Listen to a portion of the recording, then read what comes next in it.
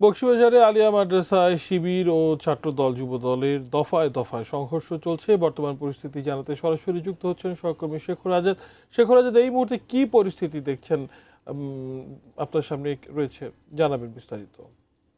মাদ্রাসায় যে সংঘর্ষের ঘটনার কথা আপনি বলছেন সেটা এখন আসলে কিছুটা স্বাভাবিক। এখন আসলে পুরো এলাকাটাই আসলে পুলিশের নিয়ন্ত্রণে।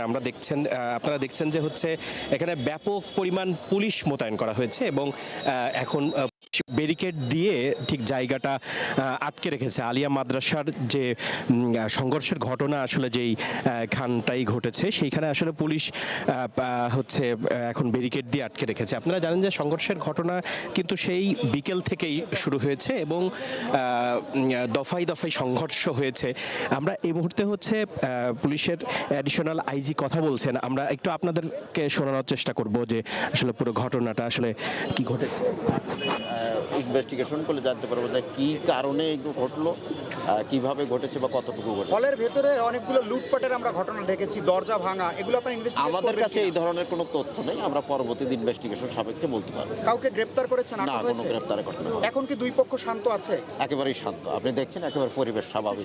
আমরা বেশ কিছু ককটেল বিস্ফোরণের ঘটনা দেখলাম। আমরা এরকম শব্দ আমরাও পেয়েছি, তবে আমরা এখন পরিবেশটা শান্ত হয়েছে। আমরা আইন শৃঙ্খলা আমাদের সম্পূর্ণ নিয়ন্ত্রণে, এখানে নিরাপত্তা সুনিশ্চিত হয়েছে এবং আমরা পরবর্তীতে ইনভেস্টিগেশন করে বলতে পারবো যে এখানে ককটেল ফুটেছে নাকি পটকা ফুটিয়েছে না কেক ফুটিয়েছে। আর পরবর্তী তদন্ত সাপেক্ষে এটা বলতে পারবো। ধন্যবাদ। না, আমরা ধন্যবাদ আপনাদের।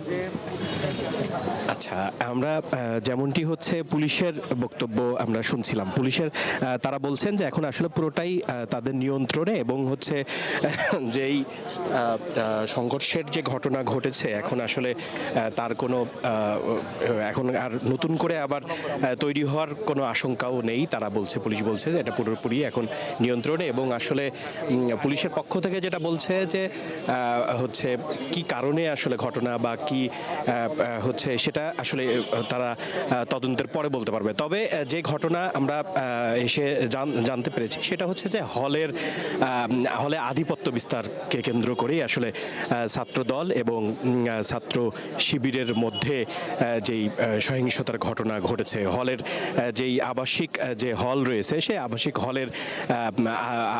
হলের নিয়ন্ত্রণ নিয়েই আসলে যেই হচ্ছে সংঘর্ষের ঘটনা ঘটেছে এবং হচ্ছে আপনারা জানেন যে আজকে সারাদিনে